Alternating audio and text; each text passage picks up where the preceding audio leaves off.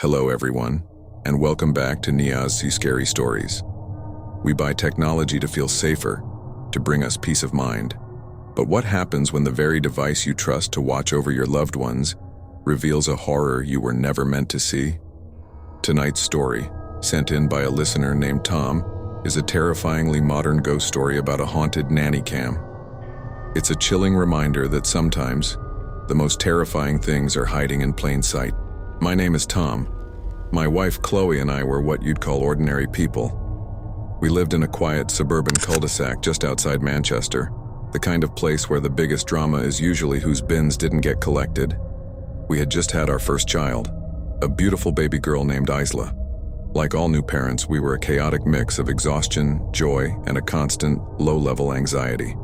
We wanted to make sure Isla was safe at all times, especially at night.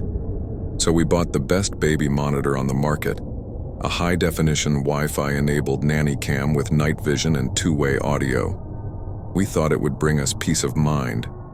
We were so wrong. For the first few weeks, the camera was a godsend. From our bed, we could watch Isla's tiny chest rise and fall as she slept peacefully in her cot. It was reassuring. The strangeness began about a month in. It was subtle at first. I was on night duty, staring at the grainy, monochrome image on my phone screen. It was around 3 a.m. I noticed a slight flicker on the screen, like a momentary glitch in the Wi-Fi signal. Then I saw it. For less than a second, it looked as if a tall, thin shadow had moved in the corner of the nursery, just out of the camera's main focus. I blinked, my sleep-deprived brain struggling to process what I'd seen. I rewound the recorded footage, scrubbing back and forth. Nothing. Just a slight pixelation. I dismissed it as a trick of the light, a shadow cast by a passing car's headlights. A few nights later, Chloe woke me up, her face pale. "Tom, listen," she whispered, holding her phone up. I listened. Over the faint sound of Isla's breathing, we could hear another noise coming through the monitor's audio feed. It was a soft, almost inaudible humming. It wasn't a mechanical noise, it was a low, melodic, human-like hum. A lullaby. My heart pounded. I quietly crept out of our bedroom and stood outside the nursery door.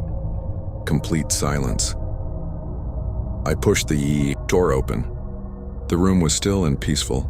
The humming had vanished. "It must be signal interference," I told Chloe, trying to sound more convinced than I felt. The incidents grew more frequent and more bizarre. One night, the temperature in the nursery displayed on the app suddenly dropped by 10 degrees. Another time, the mobile hanging over Isla's cot started to spin slowly on its own. We would rush into the room, and everything would be normal. The real terror began when the voice started. It was my turn to watch the monitor. At around 2:15 a.m., a new sound came through the speaker. It wasn't humming this time. It was a whisper. A dry, papery whisper, like the rustling of dead leaves. The voice was old, female, and it spoke just one word: mine. I sat bolt upright in bed, my blood turning to ice. I replayed it. There it was again, clear as day. I woke Chloe. "What is that? Who is that?" she cried. We checked the app. No security breaches. The next day, we called the manufacturer. They ran remote diagnostics and assured us the device was working perfectly. They suggested it was auditory pareidolia, our tired brains creating patterns from white noise. But we knew what we had heard. That night, we set up my laptop in our room, also connected to the live feed, and started a screen recording. We wanted undeniable proof. We watched for hours. Just after 3 a.m., it happened. The screen flickered. The temperature reading dropped, and then we saw it. This was no shadow. This was no glitch. A tall, stooped figure slowly emerged from the darkest corner of the nursery. It was a woman, but her form was hazy and indistinct, like a figure made of smoke or static. She moved with a slow, deliberate grace, gliding across the floor without making a sound. We watched, paralyzed with terror, as this spectral figure leaned over our daughter. We couldn't see its face, which was obscured by a dark mass of what looked like hair. It just stood there, watching her sleep.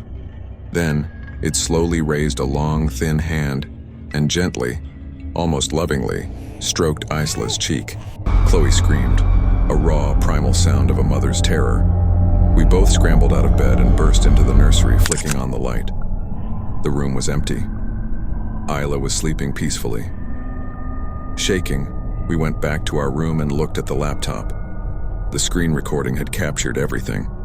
The figure, the movement, the horrifying, gentle caress. It was real. We called the police. Look, there's just nothing here. Two bored-looking officers came, enough. watched our footage, and exchanged skeptical glances. They suggested it was a digital artifact, a compression glitch. They searched the house and, of course, found nothing. "Your house is secure," one of them said. "Maybe get your camera checked." They left, and we were alone again with our proof that no one believed. We couldn't sleep in that house another night. We packed a bag, took Isla, and went to a hotel.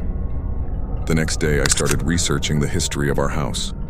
I spent hours online, digging through local archives. And then I found it. An article from 60 years ago about our very house. It told the story of a nanny named Elspeth, who had worked for the family that lived here. She was deeply attached to their infant daughter. So attached that when the family decided to move away, she was consumed by grief. The night before they were due to leave in the nursery, she smothered the child and then took her own life in the same room. The article mentioned her last chilling words, written in a note. "If I cannot have her, no one will. She is mine. Forever." My blood ran cold. The whisper on the monitor. Mine. It all made a horrifying kind of sense. This was Elspeth. She was still here, in her nursery, still looking after a child she believed was hers. She wasn't trying to harm Isla. She was loving her. And that was the most terrifying part. What would she do if we ever tried to take her baby away? We never went back to that house. We sold it at a loss and moved to a new city, far away. We threw the nanny cam in a public bin, but the fear never left me. My rational world had been shattered.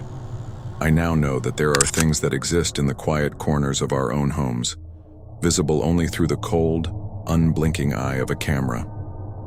Sometimes, late at night, I'll be watching Isla sleep on our new, dumb baby monitor, and in the static-filled silence between her breaths, I'll sometimes hear it. A faint, melodic humming. And I know, with a certainty that chills me to my very soul, that we didn't leave Elspeth behind. We just can't see her anymore.